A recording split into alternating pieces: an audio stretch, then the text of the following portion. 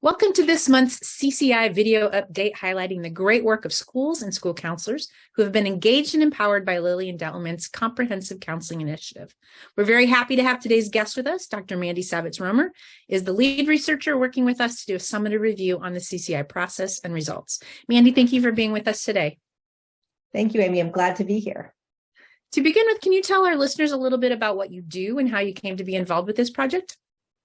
Sure, I'd be happy to. I am a faculty member at the Harvard Graduate School of Education. Before that, I have a long sort of career taking me sort of back to school counseling and through various roles that are aligned with school counseling. I was a high school counselor in the Boston Public Schools for a number of years and did some leadership roles.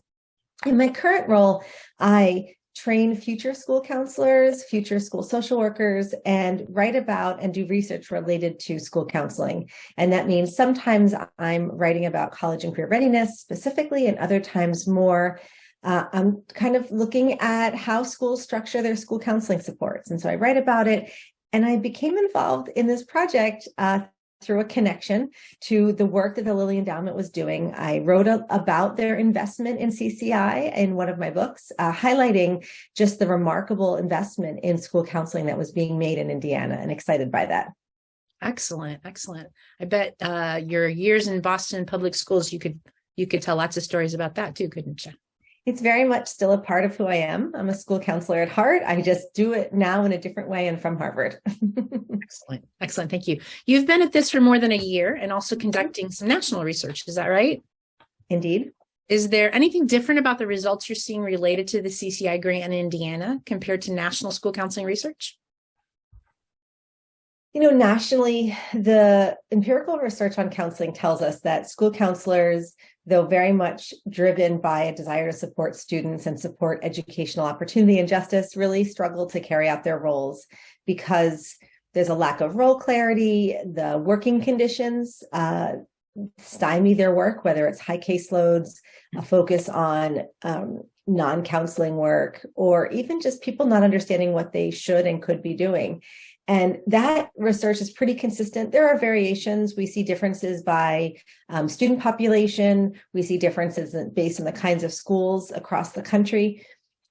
Early sort of looking at the data it related to CCI, one of the things we're noticing is that the things that counselors are struggling with nationally have really been targeted by this grant. And so when we hear counselors in our focus groups or we're looking at their annual reports, we're seeing mention of the kinds of programs and structures that, when not well supported and addressed, can get in counselors' way. And what we're seeing as we're starting to look at what counselors are sharing and listening to them, and even talking with principals and school corporation leads, there's been attention to those mechanisms, those systems, all the things that people don't think about but really make a difference, like your principal understanding your role and being invested in you and your role.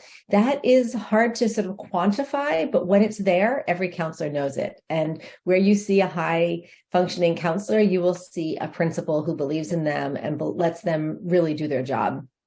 So I think that's one big difference. I think another that I would just say, based on my own research, recently relative to COVID, is that when we were talking to counselors nationally during, I would say, the onset of COVID, the immediate aftermath of schools being closed and remote schooling being the norm, counselors reported really not being able to do their jobs, not having the systems in place.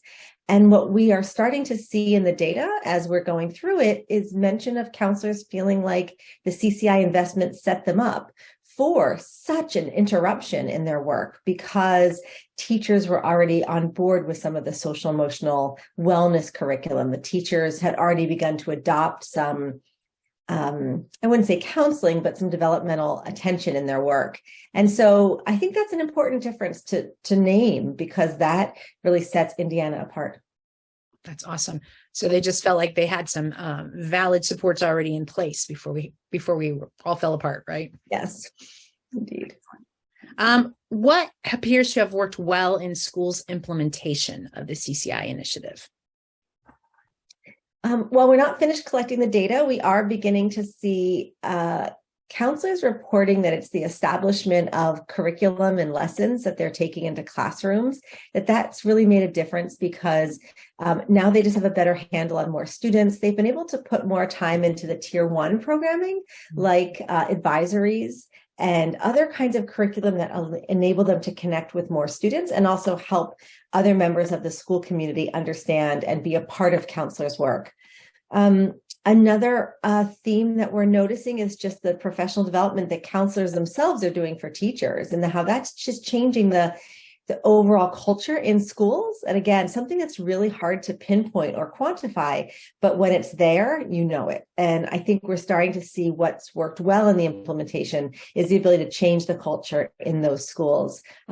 Counselors really feel like they're a part of the overall mission of schools, and that just they report, at least initially, that wasn't always true prior to the implementation of the initiative.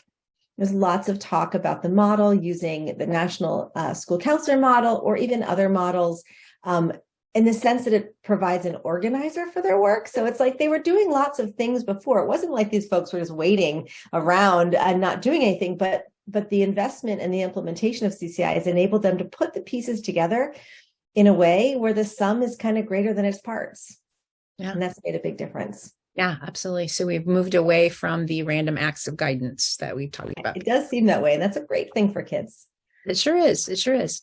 So in these videos with CCI receiving school corporations, we always ask what barriers or challenges school counselors faced in the implementation of the initiative. What are you hearing in your research about the most significant challenges facing school counselors and how they address these challenges beyond COVID? Beyond COVID. Well, I mean, I think challenges with the implementation largely have to do with who wrote the grant and what was expected to happen in the grant. And I think some of the challenges we hear about are counselors saying we weren't really involved in the writing of it and now we're being asked to implement it. I think the way they're addressing it is that time has gone by and they've tried to get more involved. They've advocated for themselves. I think another challenge that they faced was that there is turnover. And so in one school, they may have had a principal very much sort of a part of the initiative, believing in the initiative, understanding it. And then there's been turnover. And that's not specific to CCI receiving corporations. That's true nationally. There's been immense turnover of educators from principals to teachers to all frontline staff. So I think they would say that the turnover in their own districts and corporations. Likewise, one of the ways that they've addressed those challenges is because some of them describe new positions that were a part of the implementation, like a leadership position at the corporation level or even at their own school level, and that's really enabled them to overcome that barrier. Sort of nationally, we know that counselors are finding there's just not enough support for referrals outside of schools. And I think counselors really noted the value of community partners and really putting time into building those relationships with their community partners is one way they've sort of overcome the challenges. And what we're hearing is that although there's turnover there as well in the community partners, that's just increased their capacity in so many ways that's been a huge benefit. Excellent. And what do you hear specifically about lack of school counselors, people that we could hire out there? There's a shortage of us altogether, right? Yeah, we've been asking about the shortage of counselors, and it just seems like one of the ways that CCI receiving corporations have addressed that has been very creative in their hiring of staff. I think what's unique about school counselors is that their work falls in 3 domains, social, emotional, or student well-being, academics and academic achievement, and then career and post-secondary. And depending on the school level, elementary, middle, or high school, or where the school is located in rural parts of the state or urban, there are different needs. And I think because the recipients of this grant were really able to identify what they needed, they had that solid planning time. One of the things we're noting is that they're creative in who they used in their staffing. So maybe they've hired a social emotional director, learning director. Maybe they hired someone just to do college and career post-secondary development at the district level. And so they've worked around shortages by being creative and really precise in what they're asking for and what their needs are. And maybe it's not for a professional school counselor. I think in that way, it may be such that one area of the grant was a focus. So if the grant focus was on college and career readiness, they may have really built up that piece of it. And that didn't necessarily require a school counselor. But that said, I think that one of the things that I'm hearing is that there are staffing issues. There are staffing issues around the country. And I think they're just become creative in partnering with universities and thinking about how they can use university programs. But we don't really have the data finalized on that. So to be continued on that. That's great. That's great. So what are CCI schools telling you in regards to sustaining some or all of the work they've started through this grant? And is that what you hear at the national level? At the national level? Yeah. I think at the national level, what we're hearing is that there's been a lot of investments in counseling through the education recovery funds at the Department of Education, and there's a real focus on mental health and well-being. And so there is a hiring of lots of counselors and a commitment to hiring more counselors. Where that maps onto the CCI investment is that in some of the conversations we've been having, we're hearing about districts taking up the salary costs of staff who were hired as part of the grant, because now that they've seen what's possible, they don't want to go back to what was.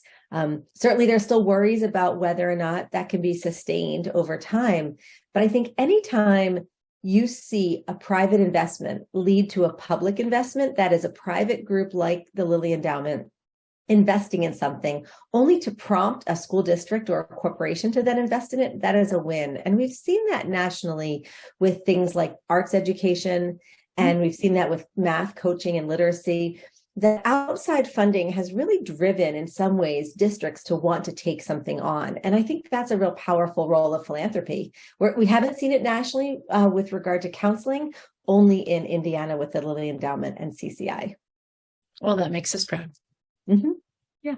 So. I was part of a work a couple of weeks ago, and the superintendent who introduced it said that he believed school counselors were going to be the unsung heroes like nurses were during COVID as we move forward. And I just thought that you could see everybody sit up a little bit taller and having been fed that they are valid and they're meaningful was really important to them. So that's great. That's very much what we're hearing. And I'll tell you, I think it's the ending of this funding is coinciding with a new endemic around mental health. And so what's happening is, although this investment was designed to address the young people in Indiana and their well-being, we're seeing this major rise in mental health concerns, high levels of stress and distress. And so I think that counselors have become more important in their schools and districts and corporations, and principals are realizing we can't do our academic work. We can't focus on instruction if our young people are not whole. And those two things happening at once is setting a lot of places up to want to hire and keep investments in counseling. And I think the next task on us will be to make sure that the counselors stay whole and that the counselors stay well and that they stay in the profession and do the wonderful work that they're trained to do. So, Mandy, thank you again for being with us today. And thank you for our viewers for watching this monthly CCI video update. I know that I have learned so much from you about our profession, Mandy, and I'm looking forward to sharing this little bit of insight with school counselors all across the state. Thank you. Well, thank you for having me, Amy. It's really an honor to work with the CCI project. I've loved working with you all, and I love learning about the amazing change these counselors in Indiana are making. So super excited to be part of it and to see what else is to come. Excellent. Thank you.